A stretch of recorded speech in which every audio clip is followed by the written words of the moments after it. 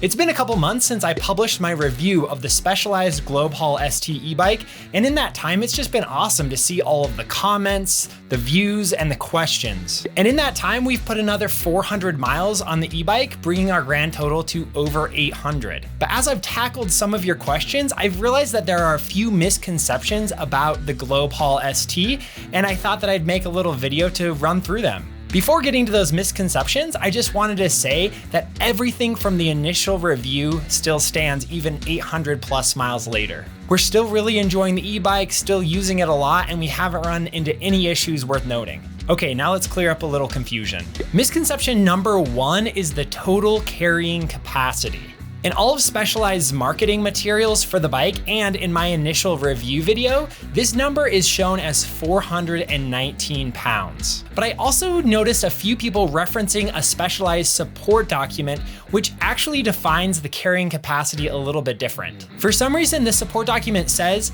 that the carrying capacity of 419 pounds doesn't include the weight of the bike itself, so you actually have to deduct that and you end up closer to a carrying capacity of 340 pounds. I know, it's really confusing, but the important thing is I reached out to Specialized and they confirmed the capacity is 419 pounds and that has nothing to do with the weight of the bike.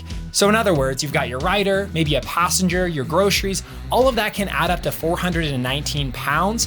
And this confusing thing about having to deduct the weight of the bike is just wrong. Misconception number 2 is the correct PSI for the awesome stock tires that the Globe Haul comes with. This one is actually pretty important because the Globe Haul doesn't come with any sort of suspension built into the frame. The Carless Whisper tires are meant to mitigate that, but in order to do so, you have to run them at the correct PSI. This chart from Specialized is worth paying attention to and maybe saving to your camera roll.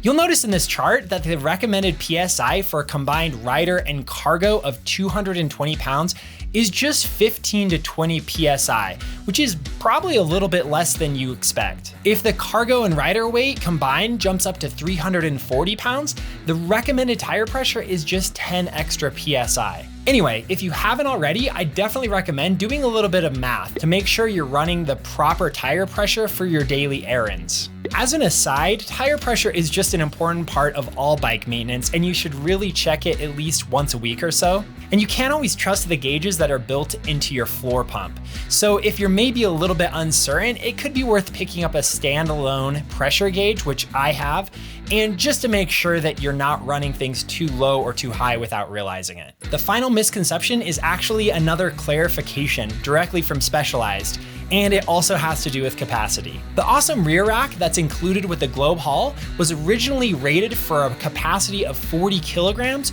or about 88 pounds. The good news is Specialized has actually increased that number to 60 kilograms or approximately 132 pounds. This updated capacity applies to existing bikes as well as new bikes. I think this is actually kind of a big deal because it really increases the utility of that rear passenger kit and makes it possible to have a lightweight adult on the back. Just make sure that you're adhering to that total 419 pound capacity I talked about a second ago. I hope this video was useful if you happen to be in the market for a Globe Haul ST, or if you already have one and are just trying to get a little bit more utility out of it. Thanks for watching.